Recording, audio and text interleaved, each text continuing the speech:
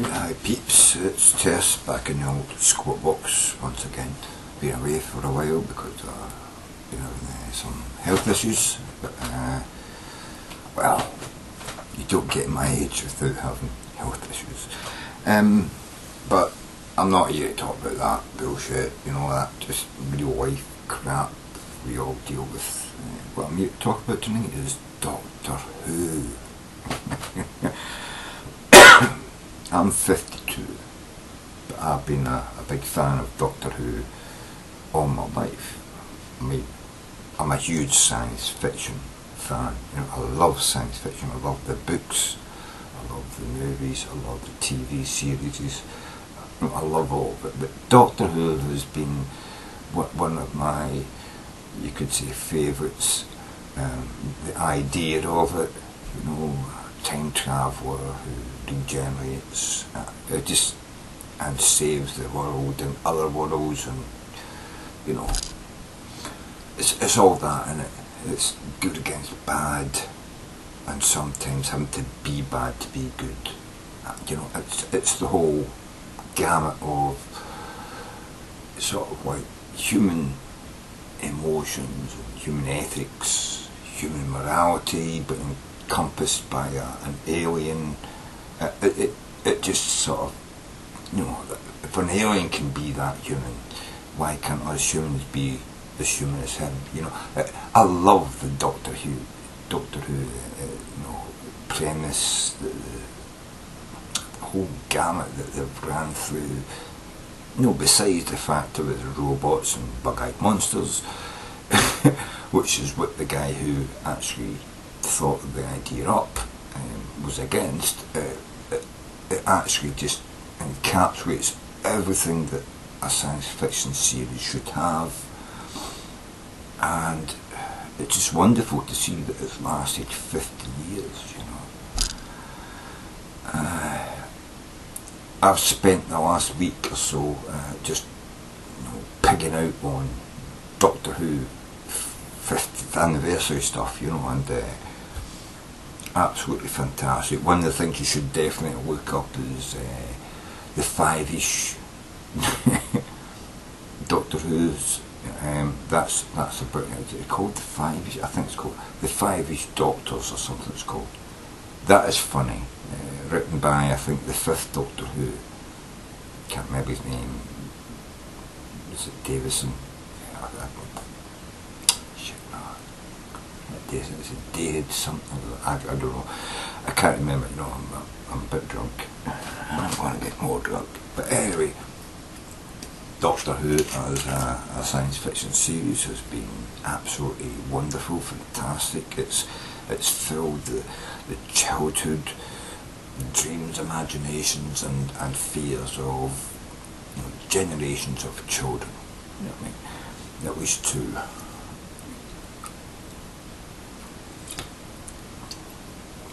At least 2 generations, maybe 3, of at least British, but probably the world, you know, eventually cottoned on. It's amazing that in its 50th year, 85 nations watched, you know, the most recent Doctor Who release, you know, and it's even been shown in cinemas now in 3D. The Doctor, you know. I could never imagine it being what it became when I was like 12-year-old and watching it on TV. But I must admit, I always wished that Doctor Who would never end when I was a kid. You know, I'm sure lots of people watch stuff on TV. You know, you watch these series, and it doesn't.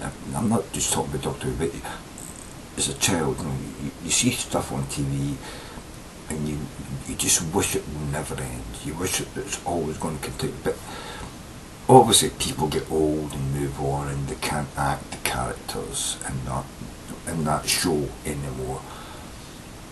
And I think the beauty, the absolute genius that they came up with in Doctor Who is regeneration. The fact that one actor who is the Doctor can regenerate when they leave the program, they die and regenerate into someone else. And that premise might sound completely absurd in any other genre and in any other series, apart from maybe Mork and Mindy. There might have been a big regeneration in Mork and Mindy, and perhaps that's a trick that the Americans missed with Mork and Mindy, I don't know. But Doctor Who just took that up, the idea was there, and it is really what made Doctor Who able to be 50 years old and still be relatively new, innovative and exciting and entertaining, you know, in all its aspects of drama, fun, sci-fi, horror.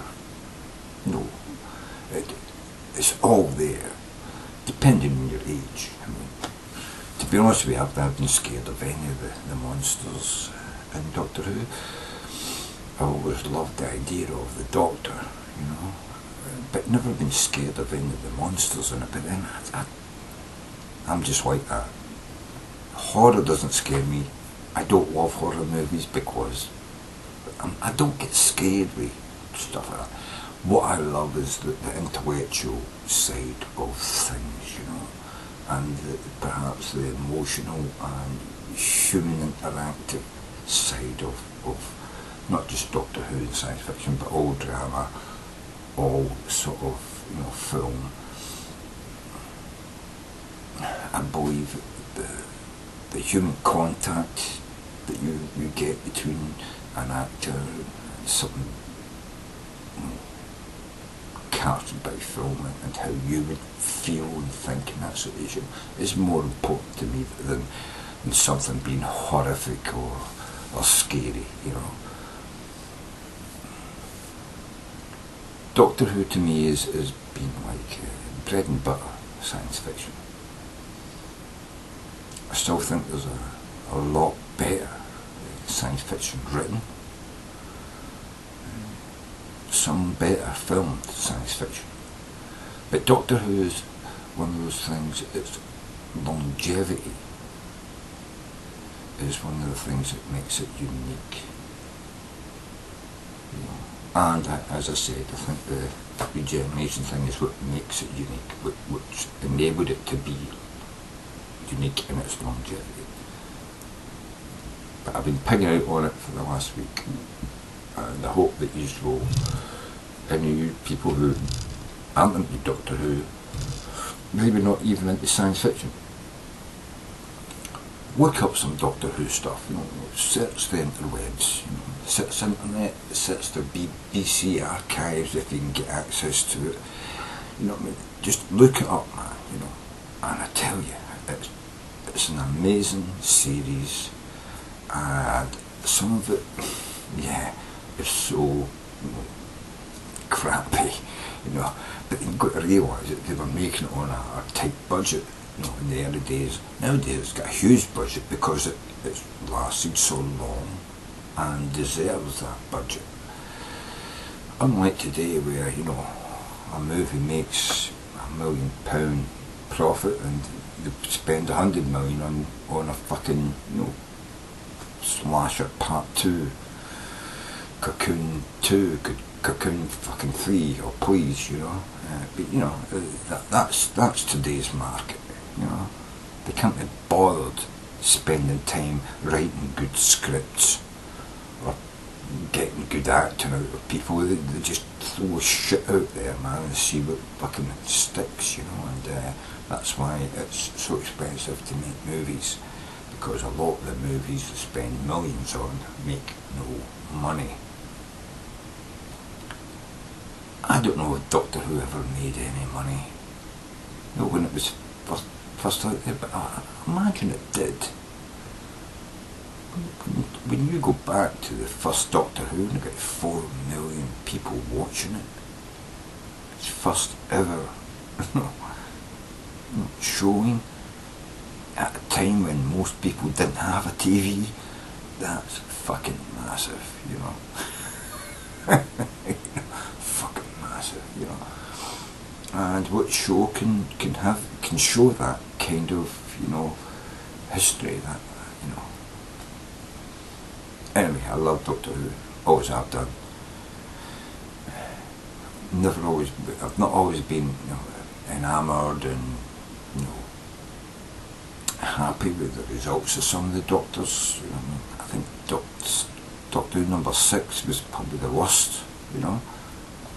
Didn't like him, but, you know, he continued on. He helped progress the story of Doctor Who.